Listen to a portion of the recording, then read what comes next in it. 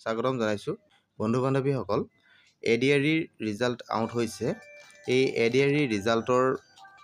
আপোনালোকৰ যিবোৰ লিংক আছে লিংকবিলাক মই আপোনালোকক দেখাই দিব বিচাৰিছোঁ আৰু ৰিজাল্টটো আপোনালোকে কেনেধৰণে মোবাইলৰ পৰা চেক কৰিব পাৰিব মই সকলোখিনি আপোনালোকক এই ভিডিঅ'ৰ জৰিয়তে জনাবলৈ চেষ্টা কৰিম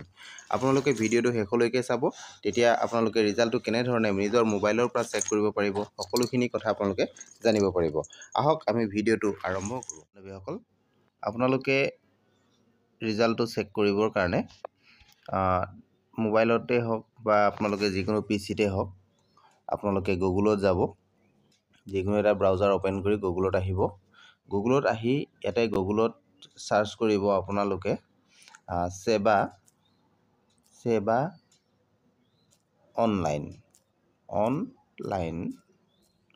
সেৱা অনলাইন লিখি আপোনালোকে সাৰ্চ কৰি দিব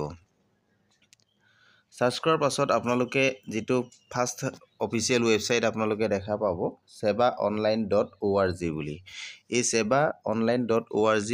আপোনাৰ ওয়েবসাইটটোত আপোনালোকে যাব ইয়াতে ক্লিক কৰিব ক্লিক কৰাৰ পাছত আপোনালোকৰ সেৱাৰ যেটো অফিচিয়েল ওয়েবসাইট সেই অফিচিয়েল ওয়েবসাইটটো ওপেন হ'ব ইয়াতে আপোনালোকে গ্ৰেড 3 আৰু গ্ৰেড 4 আৰু গ্ৰেড 5 ৰ যিখিনি ড্ৰাইভাৰ লেভেলৰ পদ আছে সকলোখিনি ৰিজাল্ট আহি গৈছে এই ৰিজাল্টখিনিৰ কাৰণে আপোনালোকে এনে ধৰণে চাব পাৰিব মই আপোনালোকক দেখাই দিম আপোনালোকে চাব যেটো আপোনালোকৰ গ্ৰেড 3 যেটো পেপাৰ 3 আপোনালোকৰ এইচএস লেভেলৰ এক্সাম হৈছিল সেই এক্সামৰ কাৰণে আপোনালোকৰ এইটো দিছে ইয়াতে আপোনালোকৰ তিনটা লিংক দিয়া হৈছে এই তিনটা লিংকৰ যিকোনো এটা লিংকত গলে আপোনালোকে ৰিজাল্টটো চাব পাৰিব মই এটা দেখাই দিছো যিকোনো এটা লিংকত আপোনালোকে ক্লিক কৰিব মই ইয়াৰে এটাত ক্লিক কৰিছো ক্লিক কৰাৰ পাছতে আপোনালোকে এইখন চাৰ্টখন আহি যাব অহাৰ পাছত আপোনালোকে ইয়াতে দেখা পাইছে যে এপ্লিকেশন নাম্বাৰ দিব লাগিব আপোনালোকে ইয়াতে আপোনালোকৰ অনলাইন আবেদন কৰোতে যেটো এপ্লিকেশন নাম্বাৰ আছিল এপ্লিকেশন নাম্বাৰটো দিব আৰু ইয়াতে আপোনালোকৰ পাছৱৰ্ডটো দিব পাছৱৰ্ডটো দি লগইন কৰি দিলে আপোনালোকৰ ৰিজাল্ট শিটটো আপোনালোকে চাব পাৰিব আৰু ঠিক তেনে ধৰণে আপোনালোকে যদি গ্ৰেড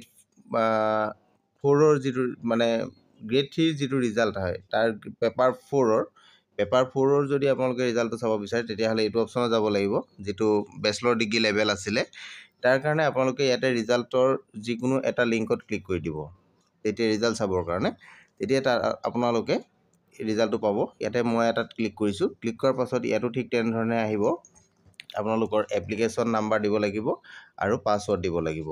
এপ্লিকেশন নাম্বাৰটো ইয়াতে আপোনালোকে টাইপ কৰিব আৰু ইয়াতে পাছৱৰ্ডটো টাইপ কৰিব পাছৱৰ্ডটো টাইপ কৰাৰ পাছত আপোনালোকে লগইন কৰিব আপোনালোকে ৰিজাল্টটো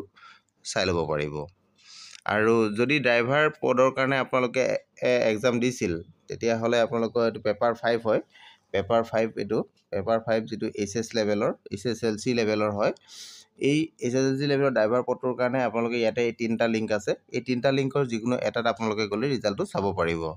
এতিয়া ইয়াৰ যিকোনো এটাত মই গৈ আপোনালোকক দেখাই দিছো ইয়াতে যোৱাৰ পাছত আপোনালোকে ঠিক তেনে ধৰণে আপোনালোকৰ এপ্লিকেশন নাম্বাৰটো ইয়াতে টাইপ কৰিব আৰু পাছৱৰ্ডটো ইয়াতে টাইপ কৰিব টাইপ কৰাৰ পাছতে এই জায়গাগিৰাত টাইপ কৰাৰ পিছত আপোনালোকে লগইন কৰি দিলে আপোনালোকৰ ৰিজাল্ট শিটটো আপোনালোকে চাই ল'ব পাৰিব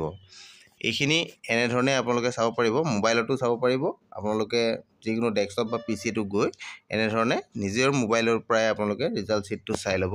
পাৰিব নিশ্চয় বুজি পাইছে আৰু যদি আপোনালোকৰ চাবলৈ কিবা অসুবিধা হয় তেনে হলে কমেন্ট কৰিব মই আপোনালোকক সহায় কৰিবলৈ চেষ্টা কৰিম থ্যাংক ইউ